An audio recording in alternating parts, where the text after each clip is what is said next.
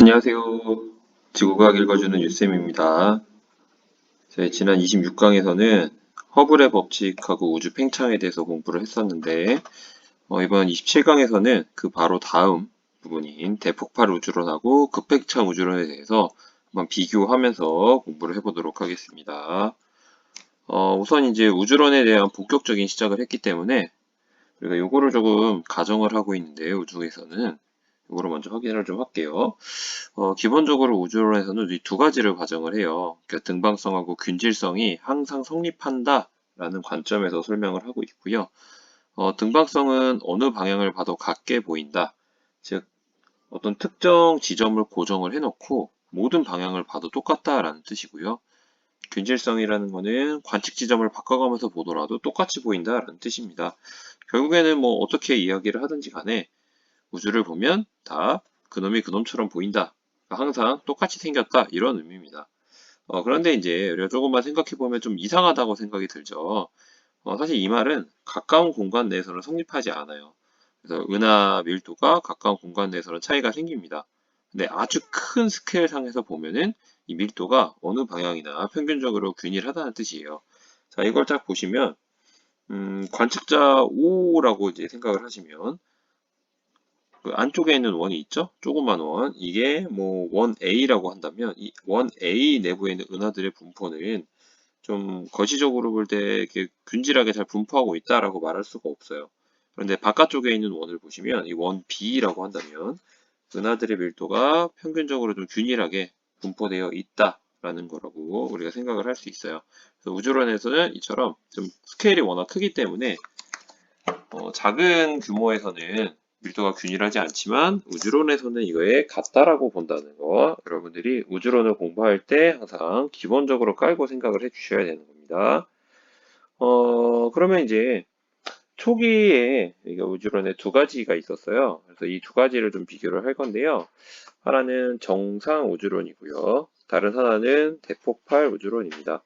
우선 정상 우주론의 기본 가정은 팽창 우주론의 입장이라는 걸 조금 많이 놓쳐요. 이 시대가 지금 허블이 먼저 나왔었잖아요. 우리가 지난 강의에서. 그래서 1930년대에 허블 시대에서는 팽창하는 우주론이 맞다라는 것들이 이제 입증이 된 거예요. 그러니까 그 이후에 나온 우주론에서는 이제 우주가 어떻게 발달되어 왔다라는 것들을 이야기하고 싶은 건데, 기본적으로 팽창 우주론을 깔고 갑니다. 왜냐면 이미 허블 시대를 통해서 팽창한다라는 건 입증이 됐기 때문에. 그런데 이제 팽창을 하는데 어떤 식으로 되느냐에 따라서 이제 우주론이 나눠지게 되는데 초기에는 두 가지. 첫 번째가 정상 우주론, 두 번째가 대폭발 우주론입니다. 이 정상 우주론은 팽창 우주론이라고 다시 한번 강조를 하고요. 근데 이제 우주가 시작과 끝이 없고 무한히 늙은 상태라는 거예요. 그러니까 정확하게 하면 시작과 끝을 알 수가 없다라는 거죠. 왜냐하면 우주가 등방하고 균일하기 때문에 또 모든 시간에서 동일하게 관측을 하는 거죠. 그러니까 이게 지금의 관점과 다른 점은 뭐냐면 우주가 등방하고 균일하다는 건 같아요. 하지만 지금은 모든 시간에서 동일하다라고 이야기하지 않죠. 근데 그 당시에 정상 우주로는 모든 시간에서 동일하다라고 생각을 했습니다. 그러다 보니까 어떻게 이제 특징을 잡냐면 우주가 변화하면 안 돼요.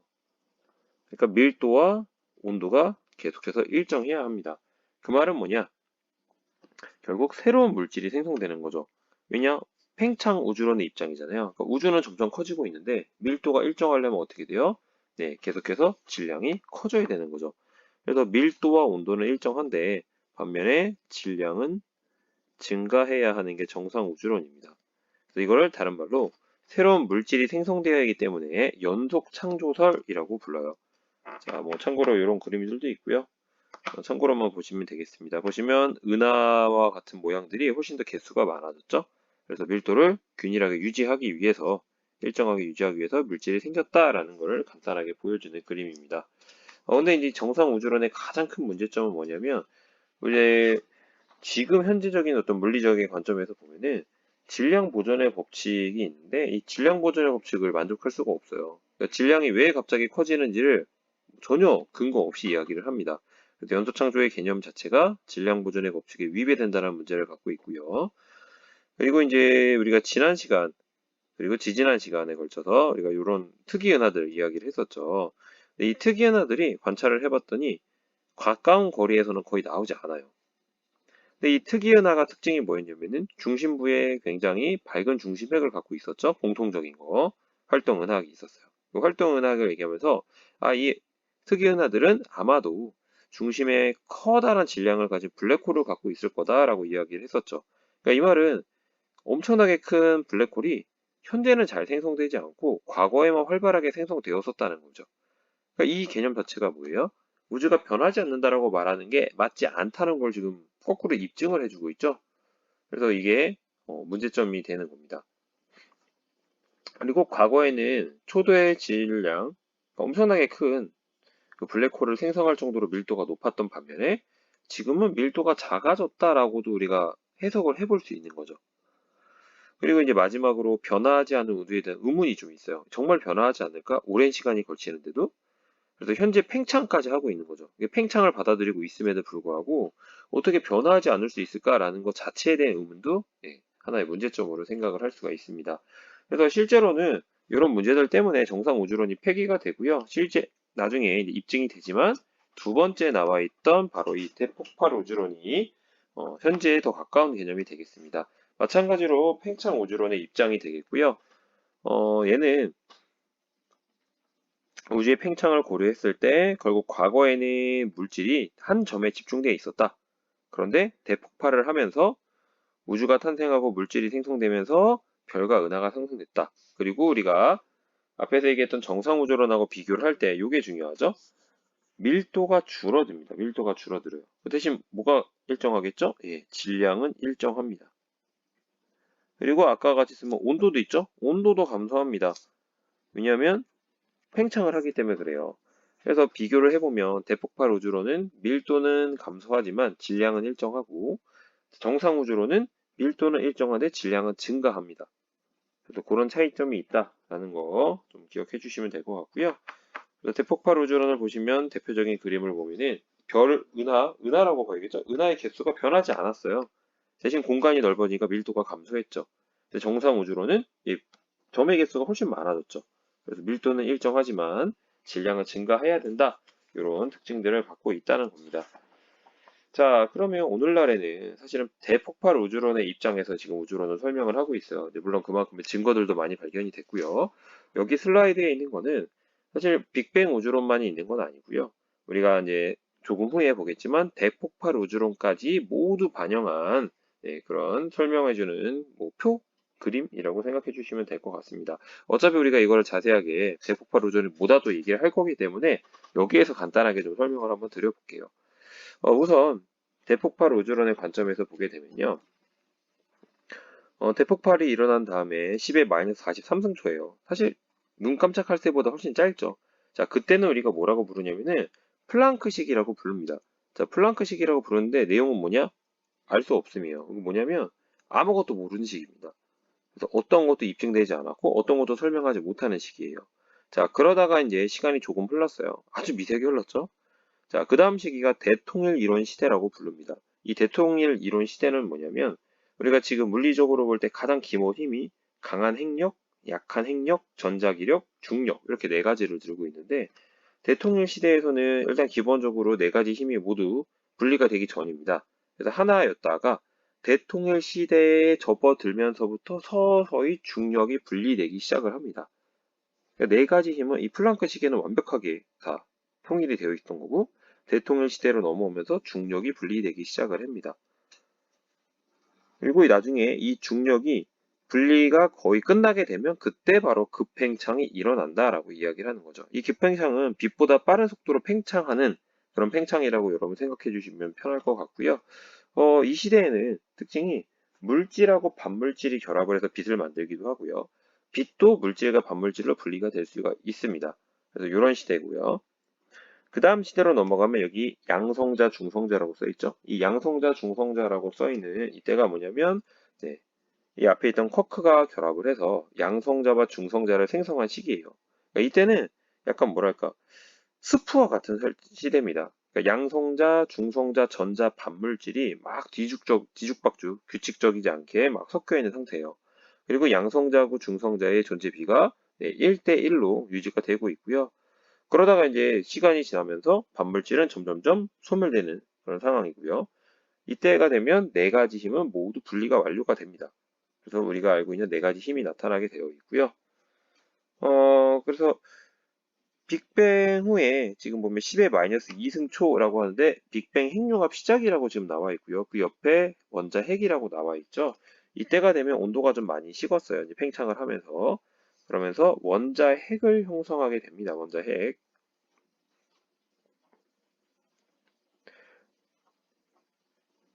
자, 근데 이제 이때 어떻게 만들어지게 되면은 빅뱅 핵융합이라는 거는 우리가 이전에 별에서 핵융합을 배웠단 말이에요. 근데 이 당시에는 온도가 아직 팽창하기 전이기 때문에 꽤 높아요.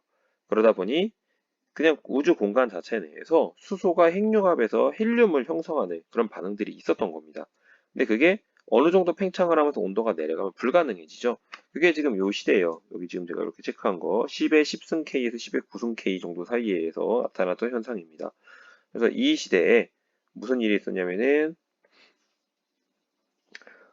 수소핵과 헬륨핵의 질량비가 3대 1이 되게 돼요. 이게 이론적인데 실제로 관측값하고 일치를 합니다. 그래서 이제 뒤에서 다시 보겠지만 빅뱅이 있었다라는 증거의 하나로 이거를 우리가 확인을 해서 살펴봅니다. 그 다음에 이제 여기 보시면 38만 년이 있죠? 이 숫자가 이제 굉장히 중요한데 이유가 뭐냐면 이때 비로소 원자라고 돼 있죠? 자, 원자라고 하면 원자핵과 차이는 원자핵에 전자가 붙잡혀서 돌게 되면 걔가 원자입니다. 그래서 이 시대가 되면 충분히 온도가 내려가다 보니까 드디어 이제 온도가 약 3000K 정도가 되는데 전자가 원자에게 구속이 됐어요. 그러니까 그 전에는 전자가 자유전자처럼 막 돌아다니다 보니까 빛이 있어도 그 자유전자에 부딪혀가지고 어떤 공간으로 계속해서 나가지 못하고 갇혀있는 그런 상태였는데 이제 이 38만 년, 그러니까 빅뱅 이후 38만 년이 흐른 이 시점에는요, 원자가 형성이 되면서 전자가 이제 원자에게 구속이 된 거죠. 그러니까 공간이 비워졌어요. 투명해졌다라고 이야기하겠죠. 그래서 이때 광자들이 자유롭게 공간을 이동할 수 있게 됩니다. 그래서 우리가 볼 때는 이 시기부터 방출된 빛을 우리는 관찰할 수 있는 거예요. 그 이전 시기의 빛은 사실상 볼 수가 없습니다. 그래서 이때 빛의 파장이 1 마이크로미터 정도 되는데 이거를 우리가 우주 배경 복사라고 해요. 그래서 이것도 빅뱅이 존재했다라는 것의 증거로 삼고 있습니다. 그리고 그 이후의 시대는 이제 그다음부터는 별도 생기고 은하도 생기고 하면서 지금까지 이르렀다라고 간략하게 우리가 확인해 볼 수 있고요. 이제 같은 내용인데요. 이거는 이제 저기 다른 교재에 있는 그림인데요. 이거는 뭐 그냥 참고로만 한번 보시면 될 것 같고요. 요거를 다시 한번 보시면 마찬가지 같은 겁니다. 이 책에서 말하는 거는 시대 이름들이 막 써 있어요. 근데 이 시대 이름이 뭐 모든 천문학자들이 동의하는 어떤 표기 방법은 아니기 때문에 이게 중요한 건 아니고요. 여러분들은 이제 뭐가 중요하냐면 앞에도 이제 제가 길게 얘기를 했지만 흐름이 중요합니다. 그러니까 이게 어느 시기에 있었던 일이다. 이거를 일일이 다 외우실 필요가 없어요. 이게 무슨 10의 마이너스 43승초다, 10의 마이너스 36승초다 이런 게 중요하지 않고요. 그때 온도가 얼마다 별로 중요하지 않아요. 이 시간이 가장 중요한 유일한 점은 여기 38만 년 이거밖에 없습니다. 이거를 외에는 거의 묻지 않습니다. 이거는 이제 우리가 처음으로 빛을 보게 된 아주 중요한 시기의 의미가 있기 때문에 특별히 38만 년만 기억을 하시면 되고요. 나머지는 그냥 상대적인 순서만 조금 보시면 돼요. 그래서 처음에는 4개의 힘이 합쳐져 있었다.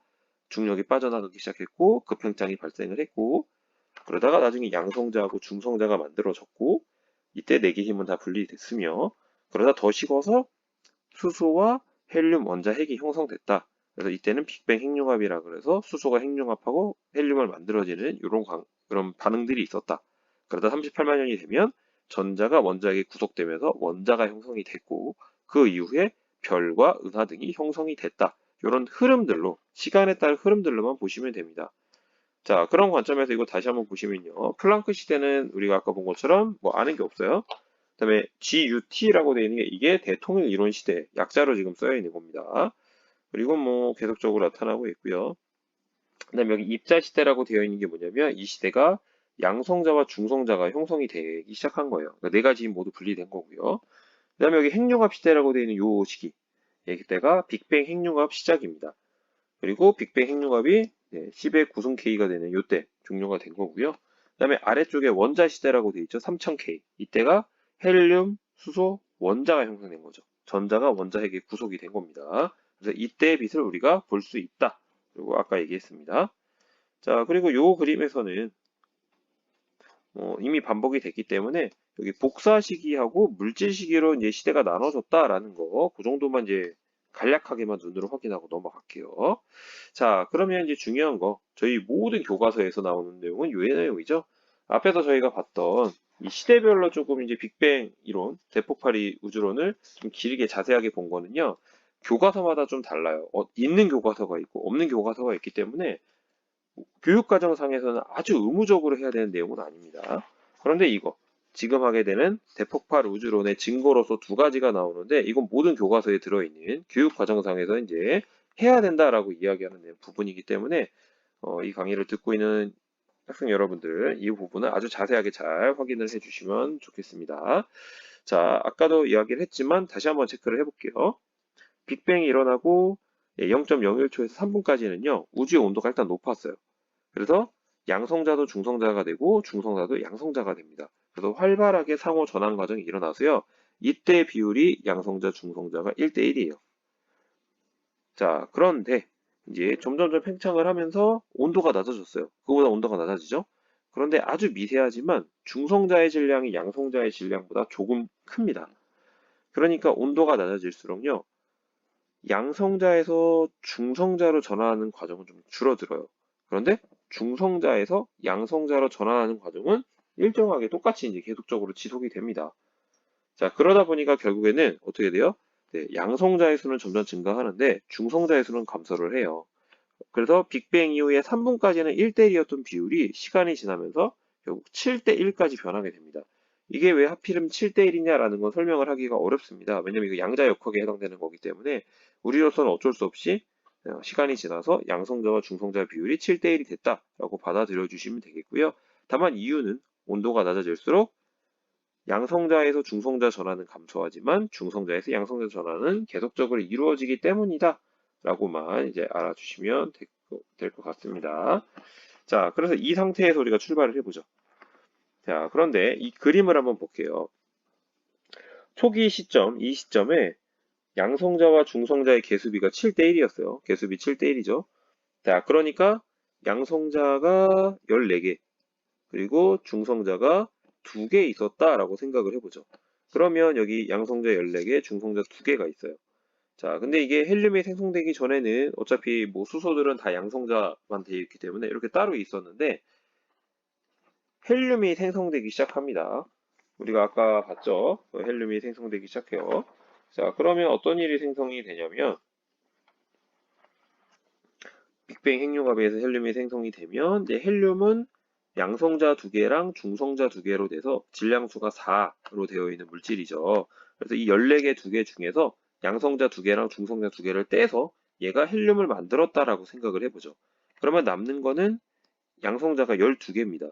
그런데 이제 수소 자체는 양성자 하나로만 돼 있죠. 그러니까 이 양성자 하나로 돼 있는 것들을 하나하나를 수소 원자핵이라고 생각하면 수소 원자핵이 12개가 생겼고요. 헬륨 원자핵은 1개가 생긴 거죠. 그래서 여기 개수비는 12대 1이에요. 근데 아까 질량이 수소는 1이고요, 질량이. 헬륨은 양성자 2개, 중성자 2개니까 질량이 4입니다. 그러니까 결국 12대 4는 12대 1이 아니고 12대 4가 되는 거죠. 질량비는. 약분하면 3대 1이 됩니다. 그래서 이론에 의해서 수소와 헬륨의 원자핵의 질량비가 3대 1이어야 되는데 관측을 해본 거예요. 이제 관측 기술이 발달을 하니까. 그래서 현재 성간물질과 은하 스펙트럼 분석을 해봤더니 수소와 헬륨의 질량비가 실제로 3대 1이라는 게 나타난 겁니다. 그러니까 이론과 실제가 같아졌죠. 그러니까 결국에는 뭐라고 결론을 내리냐? 이게 대폭발이 있었다라는 증거가 되는 겁니다. 그리고 이제 이거를 조금 더 이제 진지하게 생각을 더 해보면요. 우리가 수소에서 헬륨이 만들어지는 반응을 다른 것도 했었어요.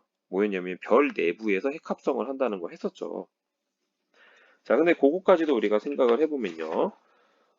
실제로 별 내부에서 수소가 핵융합해서 헬륨으로 전환되는 양은요, 별 전체 질량의 약 10% 정도밖에 되지 않습니다. 그래서 양이 좀 적어요. 그리고 나이가 젊은 별하고요, 늙은 별의 헬륨 함량을 조사를 해보면 큰 차이가 나질 않아요. 그러니까 결국에는 별 내부에서 수소가 헬륨을 합성하긴 하지만 그거에 대한 영향은 거의 없다는 거고요. 결국 별이 처음 생성될 당시에 이미 수소와 헬륨의 질량비는 3대 1의 값을 갖고 있었다라고 생각할 수가 있겠습니다. 그래서 이런 것들을 모두 종합을 해보면 네, 백폭발이 있었다라고 설명할 수 있다는 겁니다. 자, 그 다음에 두 번째 증거는 우주 배경 복사예요. 자, 우주 배경 복사는 미국의 펜지어스하고 윌슨이 사실은 우주 배경 복사를 찾으려고 한 게 아니라 위성통신과 관련해가지고 연구를 하다가 우연히 발견을 한 겁니다. 근데 이 우주 배경 복사는 결국 뭐냐면 대폭발 후 38만 년이 됐어요. 그리고 아까 우리가 배웠던 대로 하면은 온도 3000K고요. 이때 무슨 일이 있었어요? 전자가 원자에게 구속되면서 비로소 원자가 만들어졌죠. 그래서 공간에 있던 자유전자들이 사라지니까 네, 공간이 비었습니다. 투명해졌어요. 그래서 여기서 뭐 빛과 물질이 분리됐다 써 있는데 의역을 하면 무슨 말이죠? 광자들, 즉 빛이 자유롭게 공간으로 뻗어나갈 수 있게 됐다는 거예요. 그리고 이때 3000K일 때의 파장은 약 1 마이크로미터가 될 거고요. 그래서 이게 빛이 탈출할 때 1 마이크로미터 정도의 파장으로 뻗어나가게 됩니다. 그래서 여기 왼쪽 그림을 보시면 빛과 물질의 분리라고 되어 있는데 그 말은 이게 38만 년이 되기 전에는 이런 식으로 빛이 가다가 자유전자나 이런 것들을 막 부딪히면서 통과를 못했다면 이제는 공간을 자유롭게 뚫고 나갈 수 있다는 걸 보여주는 거고요. 이 오른쪽 그림은 약 1 마이크로미터 정도 파장의 빛이 탈출을 했는데 그게 지금은 어떻게 됐어요? 우주가 계속해서 팽창을 해왔죠. 그래서 우주의 온도가 전체적으로 낮아지고요. 파장도 더 커졌어요. 그래서 지금은 어느 정도로 관찰이 되냐면 약 2.725K, 파장은 1.9mm 정도의 파장으로 관측이 됩니다. 여기 그 그래프를 보시면 약 2에 가깝게 한 요쯤에서 피크를 갖고 있죠. 약 1.9mm 정도의 파장으로 관측이 돼요. 이걸 근사값으로 보통 얘기하면 3K 정도라고 얘기하죠. 오늘날 관측되는 애들은 3K 이렇게 얘기를 하고 있습니다. 그러니까 우주의 온도가 3000K일 때 나타났던 게 지금 우리가 볼 때 3K로 나오니까 우주는 몇 배 팽창했다? 약 1000배 팽창했다라고도 근사적으로 간단하게 얘기할 수가 있습니다. 그래서 지금 우주의 모든 방향에서 2.725K, 즉 1.9mm의 파장으로 아주 미세하게 값들이 나와요. 그래서 그거를 우리가 우주 모든 공간에서 나온다. 그래서 우주 배경 복사라 부르고요. 이게 왜 나오느냐를 해석한 게 바로 빅뱅에서 설명하는 겁니다. 빅뱅이 발생을 했었죠. 그래서 아까 설명한 대로 38만 년의 광자가 자유롭게 다니게 되는데 그걸 보는 거다라고 이야기를 하는 거죠. 그래서 이론과 실제가 실제로 딱 맞아 떨어지니까 이것도 증거가 되는 겁니다. 아까 얘기한 것처럼 우주론의 입장에서는요, 거시적으로는 모든 방향에 대해서 균질하고 등방적이에요.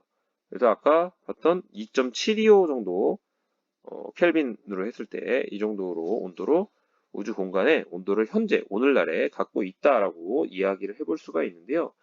하지만 실제로는 온도 분포가 조금 달라요. 아주 미세하게 차이가 납니다.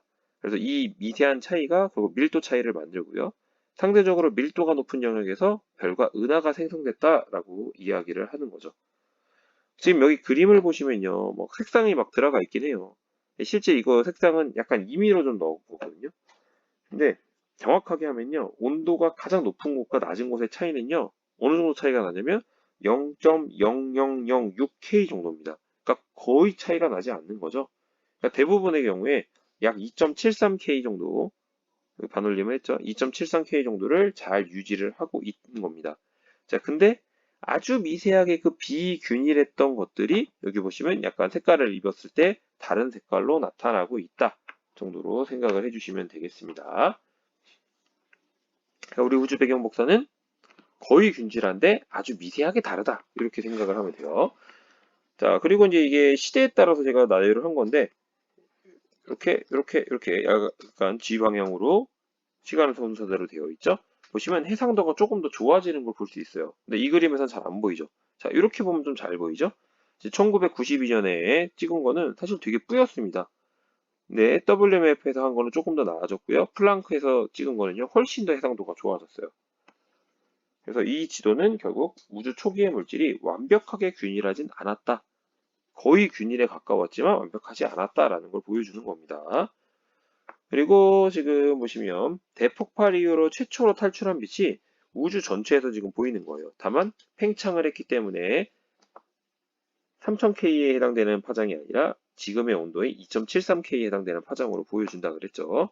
그래서 이게 모든 방향에 관측되니까 증거가 된다라는 겁니다. 그래서 모든 방향에서 실제로 이렇게 마이크로웨이브를 측정을 해요. 그리고 우리 은하 내에서 나오는 물질에 대한 영향을 제거를 합니다. 이제는 그게 기술이 가능해요. 그러면 우주 배경 복사를 얻을 수 있게 된다는 겁니다. 자, 해상도가 얼마나 더 향상이 됐는지 지도를 보시니까 아시겠죠? 자, 그런데 이렇게 해서 밝혀진 대폭발 우주론이 완벽했느냐? 그렇진 않았다는 거예요. 자, 문제점이 몇 가지가 있는데 총 4가지를 이야기를 해볼게요. 자, 첫 번째는요, 지평선 문제입니다. 자, 뭐냐면 우주의 지평선이라는 개념을 우리가 생각을 해볼 건데, 이 우주의 지평선은 뭐냐면 우주가 빛의 속도로 팽창한다고 가정했을 때 우주의 크기예요. 그러니까 우주 지평선의 반지름은요, 빛의 속도랑 우주의 나이를 곱해서 얻는 겁니다. 그러면 우리는 어떻게 얘기할 수 있느냐? 우주의 지평선 밖에서 방출된 빛은 지구에서 관측을 할 수가 없는 거예요. 그렇죠? 자, 그런데 뭐 물론 이제 우리가 뒤에서 다시 보겠지만 참고로 얘기하자면 현재는 급팽창이라는 거를 이제 도입을 할 거기 때문에 관측 가능한 우주의 개념을 사용을 합니다.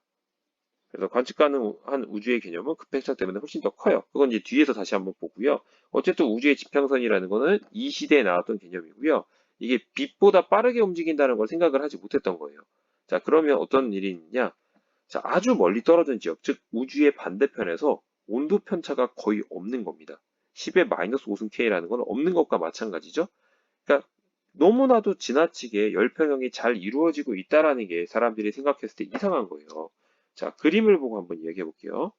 자, A 지점이 있고 B 지점이 있어요. 그러니까 우리 은하 여기가 관측 지점이에요. 그러니까 서로 반대편에 해당되는 지점인데 이 반대편에 있는 애들끼리 어떻게 생각을 하시면 되냐면 38만 년, 그러니까 빅뱅 이후에 38만 년이 지났을 때 그때 나타났던 빛을 우리가 지금 본단 말이에요. 그게 우주 배경 복사잖아요.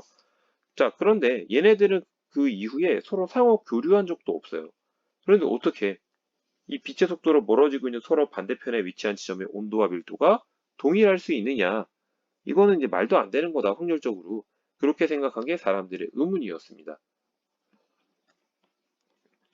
그래서 서로 반대편에 있는 우주 배경 복사를 보는데 상호작용이 빅뱅 이후 불가능했다는 거고요. 그리고 여기 점선이 각 지점에 의해서 영향을 받을 수 있는 영역을 표시를 한 거니까 결국 우리 은하에 그러니까 우리가 관찰할 수 있는 그 시점이 됐을 때 처음으로 얘네들이 양쪽에서 볼 수 있게 된 건데 어떻게 갖출 수 있느냐? 이게 이제 의문이었다는 겁니다. 자, 그 다음에 이제 두 번째가 평탄성의 문제예요. 물질의 양에 따라서 우주 공간이요. 곡률이라는 걸 갖습니다. 이렇게 휘어지는 정도인데 이게 양수 또는 음수의 곡률을 가져요. 자, 그런데 이제 지금 이 현재 시점에 관측된 우주 공간의 곡률은요, 0입니다. 0. 사실상 0이에요. 그러니까 평평한 우주의 특징을 보입니다. 물론 이 곡률하고 이런 것들은 다음 시간에 현대 우주론에서 다시 한번 자세하게 다룰 겁니다. 여기서는 이제 소개만 할게요. 자, 근데 이제 이 우주론에 관련돼 가지고 양자역학적으로 볼 때 프리드만 방정식이라는 게 이제 아주 많이 사용되는 기본적인 방정식인데요. 우주의 곡률이 0이 아니면요. 시간에 따라서 곡률이 점점 커져야 된다는 거예요. 근데 현재 우주의 곡률이 0이니까 결국 초기 우주부터 계속해서 곡률이 0이었다는 겁니다. 그러니까 곡률이 0이 되려면 여기 있는 것처럼 평평한 우주의 특징을 보이는데요. 특정한 밀도 값을 갖고 그 값을 유지할 때만 그게 가능해요. 근데 그 이유가 명확하지 않은 거죠. 현상적으로는 밀도가 일정했어야 될 것 같은데 왜 그렇게 되어야 하는지를 설명할 수 없다는 게 바로 평탄성 문제입니다. 자, 세 번째는요. 원시 입자 문제예요. 현재 전자기하학적으로 플러스하고 마이너스 전기를 띠는 입자들이 있죠. 그런데 N극과 S극이 독립적으로 존재하는 그 입자들이 발견되지 않아요. 이걸 우리가 자기 홀극이라고 부르거든요. 그래서 지금 현재 관점에서 보면은 우주 초기에 대통합 이론에 의해서 자기홀극 입자가 생성되어 있었다라고 지금 현재는 생각을 하고 있는데 지금 관측이 안 된다는 게 문제라는 겁니다. 그 다음에 네 번째가 밀도의 비등방성. 그러니까 은하 형성을 유발한 게 아까 얘기한 것처럼 아주 미세한 밀도 차인데요. 이게 기원이 어디냐라는 게 설명이 불가능하다는 거예요. 다른 말로 조금 살을 덧붙이면요. 초기 우주에 밀도 차가 아주 미세하게 있긴 했어요. 근데 그 차이가 너무 작기 때문에 특정 지역에서 별과 은하가 특정 지역에서만 생성될 정도로 밀도차가 큰 것이 아니었다라는 게 문제인 거죠. 그래서 그런 네 가지 문제들이 있었다는 거고요. 결국에는 이것을 해결하기 위해서 등장한 게 바로 급뱅창 이론입니다. 인플레이션 티오리고요. 1980년부터 제시가 됐고요. 여기서 얘기하는 건 뭐냐면 아주 짧은 시기입니다. 10의 마이너스 36승에서 마이너스 34승 초 사이에 이 암흑 에너지라는 게 있었는데 이것도 다음 강의에서 자세하게 다룰 건데요. 핵심은 여기서 급팽창 이론이 뭔지를 볼 거예요. 바로 빛의 속도보다 빠르게 팽창했다. 이런 시기가 있었다라고 하는 게 바로 급팽창 이론입니다. 그리고 급팽창 시기 이후부터는 빛보다 느리게 팽창을 해요. 그래야지 현재 봤을 때 그냥 대폭발 우주론이든 급팽창 우주론이든 똑같은 크기의 우주를 갖게 되겠죠? 현재는 지금 우리가 관찰하는 거기 때문에 어떤 이론과 모형을 쓰더라도 같아야 됩니다. 자, 그러니까 초기에 빛보다 빠른 시기로 팽창했다면 그 이후에는 빛보다 느린 속도로 팽창한 시기도 있는 겁니다. 자, 그래프를 한번 볼게요. 자, 그래서 대폭발 우주론은 빛의 속도로 광속으로 일정하게 팽창한 거기 때문에 이렇게 직선의 형태로 나타난다고 하면은 급팽창 우주론은 여기 음영이 들어가 있는 시기가 급팽창 시기라고 하며 갑작스럽게 우주의 반지름이 굉장히 커지게 되는 이런 모양을 보이는 거고요. 그다음에 오른쪽 부분에는 지금 이게 둘이 똑같이 되어 있는데 이 부분은 이제 중요하게 그린 그림은 아닙니다. 여기 급팽창 시기가 있었고 그 전에 크기가 달랐다라는 걸 보여주기 위한 그래프입니다. 그래서 급팽창 이후의 시기에서는 그렇게 신경 쓰고 그린 그래프가 아니니까 여기는 보지 마시기 바랍니다. 그럼 여러분들이 좀 직관적으로 볼 수 있는 그림은 이 그림이라고 생각이 들어요. 자, 급팽창 이전의 우주의 크기는요. 일단 우주의 크기 자체가 우주의 지평선보다 작았어요. 그런데 급팽창이 발달을 하면 광속보다 훨씬 빠르게 팽창을 하니까 우주의 지평선보다 급팽창 이후의 우주는 더 커지게 된 겁니다. 자, 그러니까 결국에는 지금 보면 어때요? 우주의 지평선 밖에서 방출되고 있는 빛은 지구에서 관찰할 수가 없는 거예요. 이게 우리가 우주론 처음 시작할 때 얘기했던 올베르스의 역설을 해결하는 방법입니다.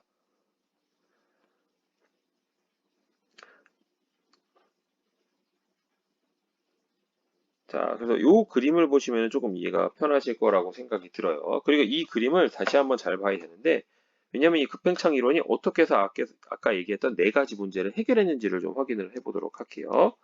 자, 지평선 문제가 해결이 돼요. 자, 왜냐하면 대폭발 우주론에서 초기 우주의 크기는 급팽창 우주론의 초기 우주보다 커요.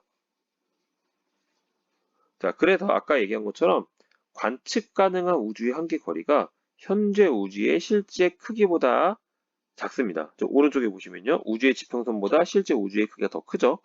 근데 급팽창 이전에는요. 우주의 한계 거리 자체가 실제 우주 크기보다 큰 거예요. 그러니까 뭐예요? 우주의 지평선보다 실제 우주 크기가 작으니까 사실은 광속으로 움직이면요. 서로 교류도 가능하고요.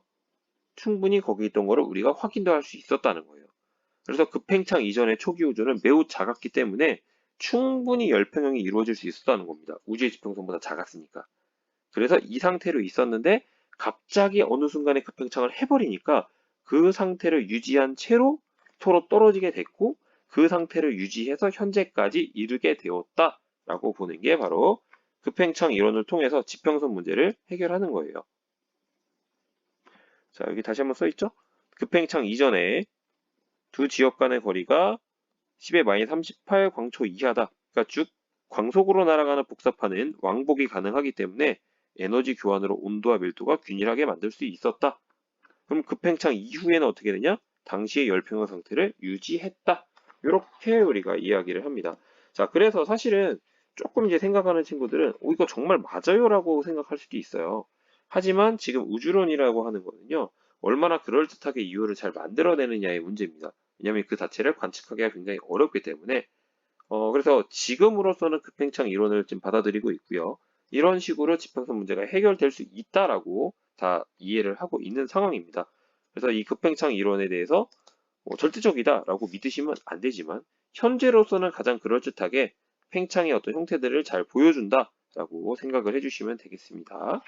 자, 그 다음에 급팽창 이론이 평탄성 문제를 어떻게 해결을 했냐면 급팽창을 하게 되면요. 급팽창 이전에 물질의 밀도와 상관없이 결국 급격하게 팽창을 했는데 언제까지 팽창하느냐? 우주의 밀도가 임계 밀도와 같았을 때까지 급팽창을 한 거예요. 그러면 관측 가능한 우주는 다 평평하게 보일 수 있습니다. 그래서 우주가 앞으로 계속 팽창을 할지 수축하게 될지는 물질의 양이 얼마나 될지 생각하는 게 중요한데요. 이 팽창을 멈추게 하는 특별한 우주 밀도 값을 우리는 임계 밀도라고 불러요. 임계 밀도는 약 이 정도 값을 갖고요. 이게 지금 실제 우주의 평균적인 밀도하고 거의 동일한 값입니다. 그래서 우리가 지금 봤을 때 우주가 평평한 상태, 평평한 공유를 갖고 있고 임계 밀도에 가까운 값을 갖고 있다라고 우리가 보통 얘기를 하고 있는 겁니다. 그래서 현재 우주는 이제 급팽창에 의해서 초기부터 너무 크게 팽창한 상태로 시작을 한 거잖아요. 이제 급팽창을 도입을 하면. 그래서 우리가 관측 가능한 우주까지만 볼 수 있기 때문에 그 너머의 우주 표면은 사실은 어떤 형태인지 우리가 못 보는 거죠. 그러니까 실제로는 어떤 형태인지 우리가 보지 못하는데 우리가 단순히 임계 밀도라는 걸 사용을 해보면 이제 평평한 상태로 보여진다라고 우리가 이야기를 할 수 있는 겁니다. 그러니까 실제로 못 본다는 거예요. 전체적인 크기를. 그 우주의 지평선 너머에 있는 것들이 있기 때문에. 그리고 지금 이런 그림을 많이 이야기하거든요. 개미가 있어요. 자, 개미가 있는데 만약에 조그만 풍선 위에서는 지가 걸을 때 내가 뭔가 이게 공유를 갖고 이동을 하고 있구나라는 걸 인식을 할 수 있는데 엄청나게 큰 공유를 가진 표면에서는요. 그 위에 살고 있는 작은 대상, 이 개미한테는 사실은 얘가 평평하게 보여요. 공률이 있어도. 워낙 공률이 크기 때문에. 우리도 마찬가지라는 거죠. 워낙 급팽창에서 초기부터 크게 팽창했기 때문에 우리는 관측 가능한 우주까지만 볼 수 있어서 그 너머의 우주 표면 형태를 알 수 없다라는 게 평탄성 문제를 해결하는 방법입니다.